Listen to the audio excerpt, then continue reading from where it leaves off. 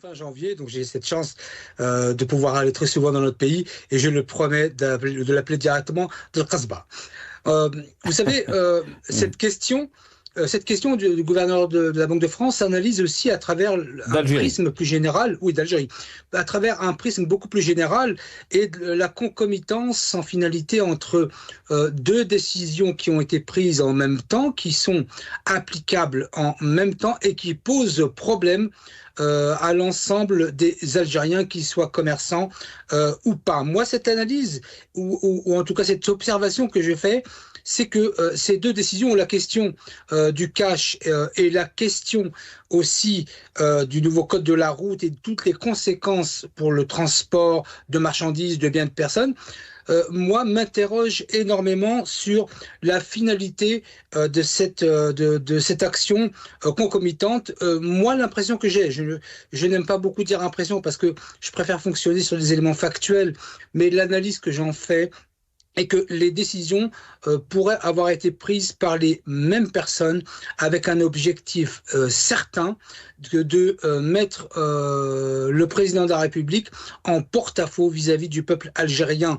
Je n'ai de ce point de vue aucun doute sur l'objectif politique de ces deux actions qui ont été menées en même temps et qui posent problème. La question du cash, Adel Khalf l'a très bien expliqué d'un point de vue technique. Moi, je pense qu'il se situe plus sur un champ, je dirais, politique que purement technique, que ce soit en fiduciaire, Et d'Abgab, etc. comment, si Jamal, donnez-nous un peu de clarté par rapport à ce que vous êtes en train de dire, parce que c'est grave. On parle donc des politiques et on exclut, Oui. c'est ce que je comprends, on exclut donc la responsabilité du chef de l'État. C'est le contraire. On engage, c'est ça, la difficulté, elle est là. C'est que des gens engagent la responsabilité du président de la République pour le mettre en porte-à-faux.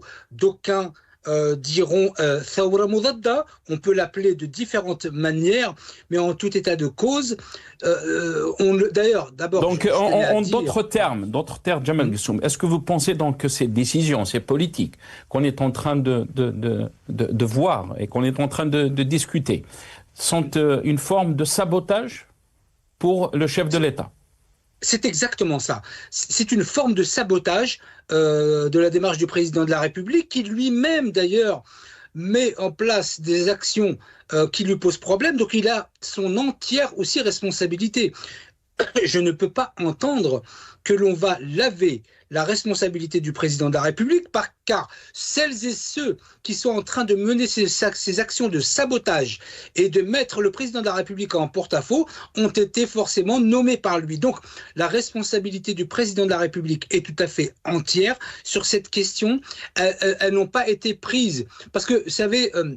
je pense très souvent que lorsque l'on mène des actions aussi, je dirais pas stupides, Adel a parlé tout à l'heure d'ânerie, etc., ça va beaucoup plus loin que ça. C'est-à-dire que quand on traite quelqu'un de fou, on l'exonère de sa démarche intellectuelle. Donc ce ne sont pas des fous, ce sont des gens qui font cela dans un objectif certain, celui de mettre en porte-à-faux le président de la République et de faire monter la pression du peuple sur le président de la République. Et à ce propos, très rapidement sur le gouverneur de la Banque d'Algérie, ça a été dit, je crois, par Maghreb Émergente, si j'ai bien compris, que c'est le fusible. Mais bien évidemment, le propre des responsables en Algérie, c'est de démontrer leur irresponsabilité comme on dit chez nous en Algérie, yemshul mous ala wahd akhar.